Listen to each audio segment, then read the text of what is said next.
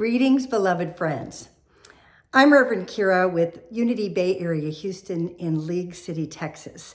And we are starting into our second week on our series based upon the book Living Untethered by Michael A. Singer. And it is such a delight to be studying these materials. Last week we talked about conscious awareness. And this week we're going to be in section 2, which is all about the outside world. How is it to understand our conscious awareness that we also must understand the nature and explore into what is it that makes up the outside world, makes up the stars and the universe and the world as it is, and all the atoms and molecules that we are.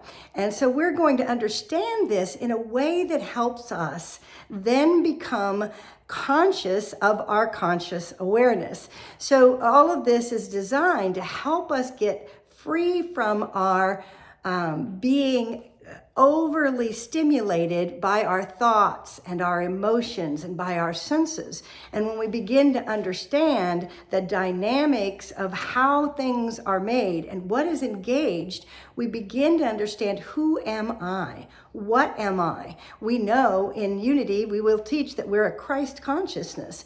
And yet to understand what that means and to put it into perspective on an everyday basis in a way that changes how I perceive the world and how I interact with the world around me is something that is a transformative experience. That's what this material is all about.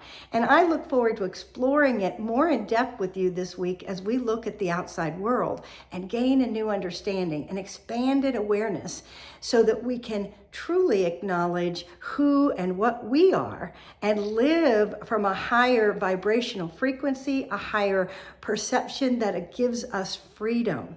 We looked at what it means to take down the walls of the prison of all the ways that we identify with matter, identify with thoughts, identify with our emotions. And we'll be working on that throughout this series, but it'll be fun this week to talk about the outside world. So if you haven't seen the first section last week, please look at the video because you're going to find it will help you get a basis and move forward on this series. We're going to be working with this for several weeks, and we have spirit groups that are operating, and I know it's not too late to still join in a spirit group.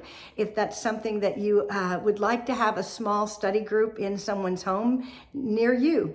There are 5 different groups in our community, so we'd love to have you. We do have special events happening this week I want to tell you about as well. Following our Sunday service, we have a meditation celebration.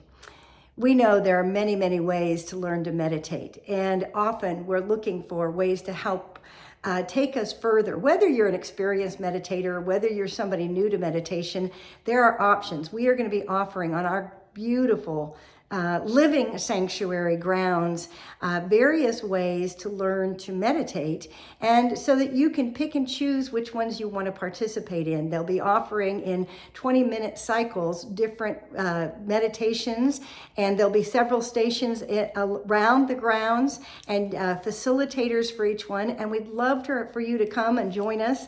We're bringing covered dish so we can have some food before we go out and do all of these different meditations techniques, and I think it's going to be a fabulous day. Everything turned a bit cooler today. It's beautiful. Our grounds have been just put together in ways that bring forth the glory of nature through our garden tenders, and we're grateful for that.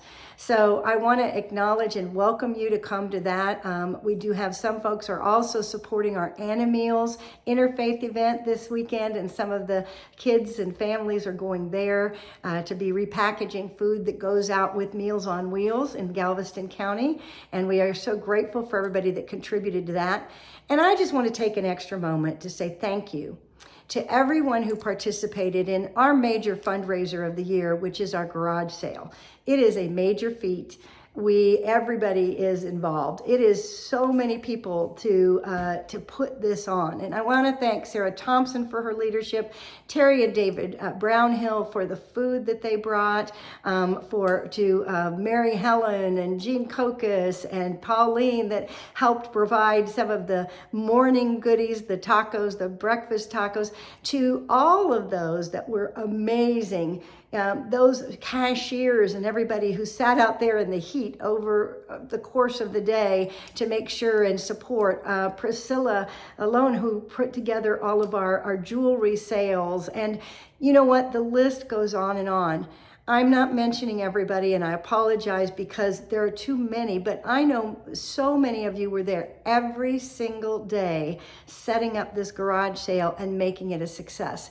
This is a community event, and it is our greatest fundraiser, and we are deeply grateful for all of you that have, whether you've donated goods, whether you were all those that were sorting and pricing all week long, or those that came and bought. We are grateful for every giver and every gift that comes out of this, and the blessing of doing this together as a community.